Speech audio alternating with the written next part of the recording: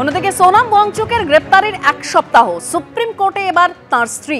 Supreme কোর্টের দ্বারস্থ সোনাম ওয়াংচুকের স্ত্রী গীতাঞ্জলি আংবো। সোনাম ওয়াংচুকের নিঃশর্ত মুক্তির দাবিতে শীর্ষ আদালতে ওয়াংচুকের মুক্তির দাবিতে সুপ্রিম কোর্টে হেভিয়াস কর্পাস দায়ের করেছে।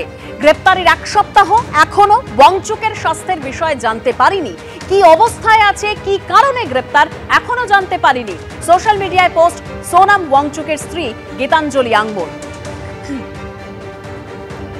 গত 26শে সেপ্টেম্বর জাতীয় নিরাপত্তা আইনে গ্রেপ্তার করা হয়েছিল সোনাম ওয়াংচুককে। লাদাখে অশান্তির জেরে তাকে গ্রেপ্তার করা হয়। পরিবেশ কর্মী ওয়াংচুককে জাতীয় নিরাপত্তা আইনে গ্রেপ্তার করা হয়েছে এবং রাখা হয়েছে যোধপুর সংশোধনাগারে।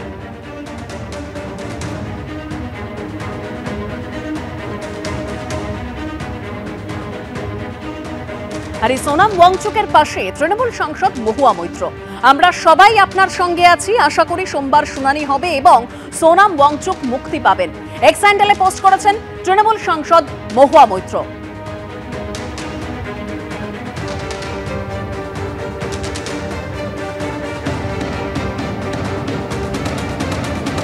সরকার বিরোধী বিক্ষোভে ফের উত্তাল পাক অধিকৃত কাশ্মীর।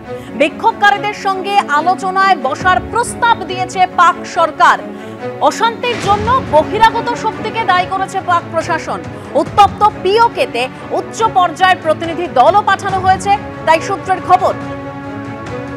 প্রতিনিধি দলকে মুজাফফরাবাদে যেতে নির্দেশ দিয়েছেন পাক প্রধানমন্ত্রী। পাক পুলিশের গুলিতে মৃত্যুর ঘটনায় স্বচ্ছ তদন্তেরও নির্দেশ দিয়েছেন পাক প্রধানমন্ত্রী।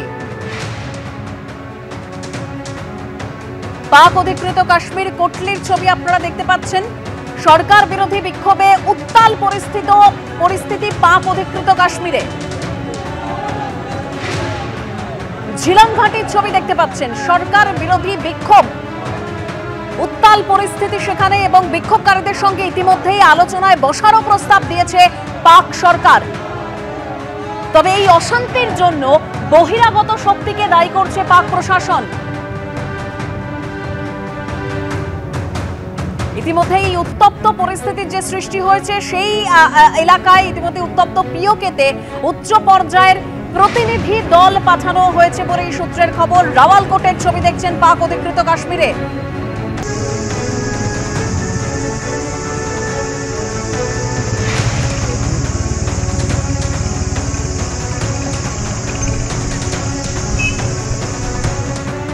আমি এবার সরাসরি কথা বলবো, আমাদের সঙ্গে রয়েছেন ব্রিগেডিয়ার দেবাশিস দাস। ব্রিগেডিয়ার দাস, সরকার বিরোধী বিক্ষোভে একেবারে উত্তাল পরিস্থিতি পাক অধিকৃত কাশ্মীর এবং যা দেখা যাচ্ছে যে ঘরের মধ্যেই তো এই লাগাতার আন্দোলনে একেবারে নাস্তানুবুদ পাক প্রধানমন্ত্রী। হ্যাঁ, পাকিস্তানের এখন একটা দুরবস্থার সময় চলছে, যেখানে খালি পাকিস্তান অকুপাইড কাশ্মীর না, বালুচিস্তান, খাইবার পাখতুনখোয়ার সাথেও প্রচণ্ড অশান্তি চলছে। এবং আমরা যদি দেখি, আমাদের রক্ষামন্ত্রী দুদিন আগেই বলেছেন যে, কিছুদিন আগে, 3-4 দিন আগে, যে পাকিস্তান অকুপাইড কাশ্মীর নেওয়ার জন্য আমাদের কোনো যুদ্ধের প্রয়োজন নাই। আমাদের পাকিস্তান অকুপাইড কাশ্মীর এমনিই আমাদের ঝোলাতে চলে আসবে। সেটাই আমরা দেখছি, তার শুরুটা অলরেডি শুরু হয়ে গেছে। হাজার হাজার মানুষ রাস্তায় বেরিয়ে পড়েছে এবং খালি একটা ছোট জায়গায় না, সম্পূর্ণ পিওকে, যেটা 750 কিলোমিটার লম্বা, কোটলি বলুন, মিরপুর বলুন, নীলাম ভ্যালি বলুন, মুজফ্ফরাবাদ বলুন, সমস্ত জায়গায় মানুষ বেরিয়ে এসছে। তাদের 38 দফা দাবি, তার মধ্যে বেসিক দাবি যেটা, যে খাদ্যদ্রব্য মূল্য ভীষণ বেশি এবং কোনো সাধারণ মানের ইনফ্রাস্ট্রাকচার একটা শহরের নাগরিক বা একটা দেশের নাগরিকের জন্য দরকার, সেটাও নেই। তারা পাকিস্তান অকুপাইড কাশ্মীরকে রাজনৈতিকভাবে ব্যবহার করে, কিন্তু তারা কোনো রকম প্রতিদান দেয় না। এছাড়া পাকিস্তান অকুপাইড কাশ্মীরের যে অ্যাসেম্বলি সিট আছে 53টি, তার মধ্যে আমাদের জম্মু কাশ্মীর থেকে আসা রিফিউজিদের জন্য 12টি সিট বুকিং। সেই 12টি সিটকে লাগানো হয় এমন এমন মানুষদের জন্য যারা এদের করাপশনে সাহায্য করে। পুরো ব্যাপারটা নিয়ে উত্তাল হয়ে আছে এবং আমার মনে হচ্ছে যে পাকিস্তান অকুপাইড কাশ্মীর স্বতঃস্ফূর্তভাবে ভারতের অংশ হতে চায়। এছাড়াও আমরা একই সাথে দেখতে পাচ্ছি যে বালুচিস্তানে খুব বড় একটা কার বম ব্লাস্ট হয়েছে, একটা প্যারামিলিটারি ওদের ফোর্স আছে সেই হেডকোয়ার্টারের সামনে।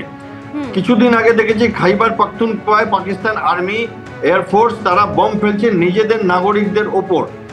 ওভারঅল আমরা যদি দেখি যে পাকিস্তানের যে পাঞ্জাবি আর্মি, পাকিস্তানের যে পলিসি, যে একমাত্র পাকিস্তানের পাঞ্জাবের সাথে আমরা ডিল করব, বাকিদের খালি আমরা শুষে নেব, কিছু প্রতিদান দেব না, সেটার ফল পাকিস্তান এখন পাচ্ছে এবং হয়তো আগামী দিনে আমরা 3-4 টুকরো হয়ে যেতে দেখবো পাকিস্তানকে।